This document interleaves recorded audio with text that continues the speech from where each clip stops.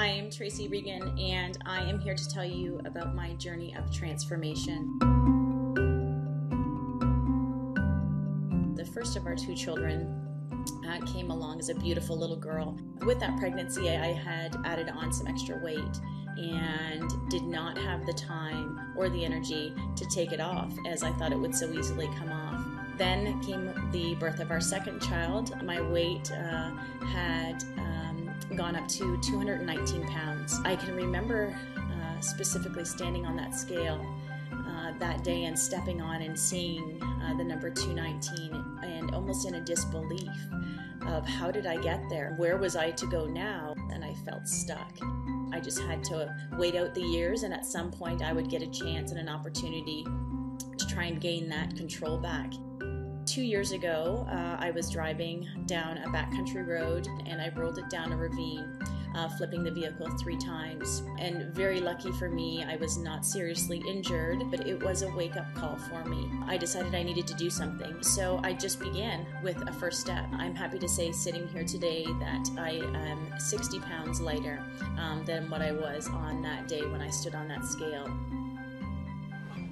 I think we can all agree, unbelievable transformation. The super fit mom, Tracy Regan, with us via Skype. And of course, Mark Macdonald, New York Times bestselling author of Body Confidence. Tracy, I want to go to you first. What was that first step you took to lose 60 pounds? For me, it was the idea of not having to take the whole leap at once. It's one step at a time. And finding myself, it doesn't have to be perfect. That perception of perfection that I always had in all of the sports that I'd played, I tried to apply that to my weight loss. And it's not all or nothing. It's a journey, and it has to begin with one step, one thing, and you're rewarded for your progress, not your perfection. And so I really had to change that mindset about myself.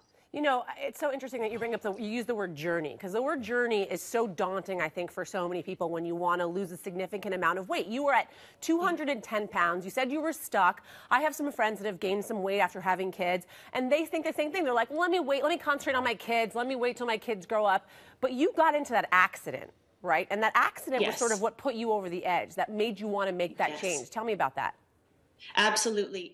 I was really living in a fog, and I think that parents can relate to that. When you have kids, you're so tired, especially when they're young, that you drive from one place to another and don't realize how you got there. Mm-hmm. And so many times that would happen for me. And on that one particular night, I just, kind of lost that control and couldn't regain the vehicle and put myself in the ravine. And as I was sitting down there, I'm lower than the road and no one could see me. I had that mindset of I have to change something because my kids could have been in the car with me. And that really hit me. You know what? No more. I'm going to change, and I'm changing for me, and I'm changing for them to make me a better person. You know, Mark, it's the new year, right? And so many people want to make these changes and these transformations.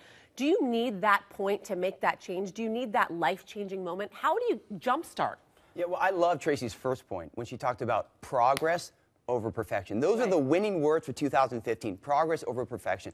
See, we think that we have to hit an hour of exercise in or 2 hours, and to just start, think about 5 minutes a day, slowly walking or doing 5 minutes of exercise 1% at a time. Chip away, and slowly and steadily you can get your health back. You don't need something like Tracy happened. You just have to think progress over perfection. You know, we asked people on our Facebook page to tell us what they were doing in their transformation, some of the diets that people were saying. I want to read some of these comments to you, Mark. So Allison writes, diets don't work. Chris offers that it's all about low carb.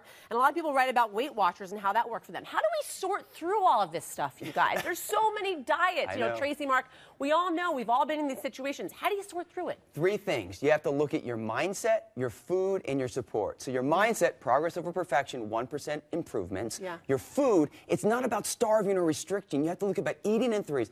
Every 3 hours, eat the food you like, but a balance of protein, fat, carbohydrates keeps your blood sugar balanced. And the reason why a program like Weight Watchers helps is provide support. You get 3 times faster results when you work with someone. So get a family member, get your community, do your plan with someone else.